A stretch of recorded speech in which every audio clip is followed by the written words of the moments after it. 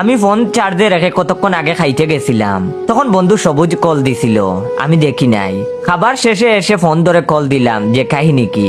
তখন সে বলে ঝামেলা তো একটা লেগে গেছে। আমি তখন অবাক হইলাম, বললাম নতুন বিয়া করছো, ঝামেলা হবে কেন? ভাবি তো লুক খারাপ না।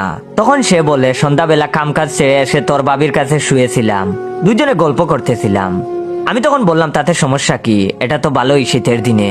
সবুজ তখন ক্ষিপ্ত হয়ে বলল আগে পুরো কথা শুন। আমি তখন বললাম আচ্ছা বল শুনি।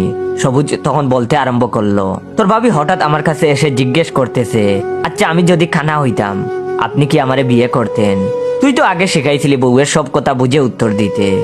তো আমি তো চালাকি করে উত্তর দিলাম হ্যাঁ বিয়ে করতাম। উত্তর শুনে তোর ভাবি খুশি হইল। এরপর আবার জিজ্ঞেস করলো, আমার যদি হাত না থাকতো আমারে বিয়ে করতেন? এবারও আমি বললাম অবশ্যই করতাম। এভাবে যা যা জিজ্ঞেস করলো সবই তার মন মতো উত্তর দিলাম। আমি তখন অধৈর্য হয়ে জিজ্ঞেস করলাম আরে সমস্যা কি তাইলে? সবুজ তখন আবার আরম্ভ করলো, সমস্যা হইলো আরেকটা প্রশ্নে। তোর ভাবি প্রশ্ন করতে করতে বলতেছে, আচ্ছা আমি যদি ছেলে হইতাম তাইলে কি আপনি আমারে বিয়ে করতেন না? আমি তখন পড়ে গেলাম দুটা নাই। যদি বলি করতাম না তাইলে তো মন খারাপ করে ফেলবে, রাগ করে থাকবে, তাই একটু চুপ থেকে বললাম হ্যাঁ বিয়ে করতাম। আর তখনই তোর ভাবি অগ্নিমূর্তির রূপ ধারণ করে ফেললো, আমারে গে উপাধি দিল, আমার সাথে সংসার করবে না বললো, রুম থেকে আমাকে বের করে দরজা লাগিয়ে রাখছে।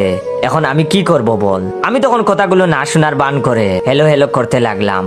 নেট সমস্যা বলতে বলতে কল কেটে দিয়ে এখন বসে আছি। এখন আর এসব শুনে লাভ নাই, এর কোনো সমাধানও নাই। কারণ বউয়ের যদি ইচ্ছা তাকে অশান্তি করার, অশান্তি লাগিয়েই ছাড়বে। এই নারী জাতি না থাকলে কত অদ্ভুত প্রশ্ন আর ঘটনা বলি অজানা থাকতো। আপাতত তার হিসাব মিলাচ্ছি। এদিকে আমার কাছের সিনিয়র আপুর বার্থডে ছিল, তাই খুশিতে তার গালে কেক মাখিয়ে দিয়েছি। এটা নিশ্চয়ই কোনো অপরাধ নয়। আর যখন ওনার গালে কেক মাখিয়েছি তখন তার বয়ফ্রেন্ড সেখানে ছিল না, কিন্তু আপু পিকগুলো মাইডেতে দিয়েছে। আর ভাই তাহা দেখি আমারে মেসেজ দিয়ে দেখেছে। পরদিন কলেজে গিয়ে আমি ভাইয়ের কাছে যেতে যেতে ভাবছি আজ আমার কাম সারছে, বাস খাবো শিওর। কিন্তু কাছে গিয়ে দেখি ভাই কুক আর চানাচুর এনে রাখছে টেবিলের উপর। তখন আমি শিওর হলাম যে বাস দিবে, বাস দিয়া কুক আর চানাচুরের প্যাকেট হাতে ধরাই দিবে। আমি তখন কাচুমুচু করে ভাইয়ের সামনে দাঁড়িয়ে রয়েছি। ভাই কিছু বলার আগেই গড় গড় করে বলে ফেললাম, ভাই দেখেন আপুকে আমি সিনিয়র আপুর চোখেই দেখি, আমাদের মাঝে তেমন কিছু নেই। চাইলে আপনি আমার মেসেঞ্জার চেক করে দেখেন, কোনোদিনও লাভ ইমোজি সেন্ড করি নাই, শুধু কেক মাখিয়ে দিছি এটাই। আর তার গাল যে তুলতুলে নরম সেটাও কিন্তু কাউকে বলিনি। ভাই তখন হাসতে হাসতে বলতেছে, আরে বুকা তোরে তো ধন্যবাদ দেওয়ার জন্য রুমে ডাকলাম। আমি তখন বললাম কি বলেন? তখন আমি জিজ্ঞাসা চোখে তাকাতেই ভাই বলল, তোর আপুর সাথে অনেক দিন থেকেই ব্রেকআপ করতে চাইতেছিলাম, তবে কোনো এক্সকিউজ পাচ্ছিলাম না, বাট আজকে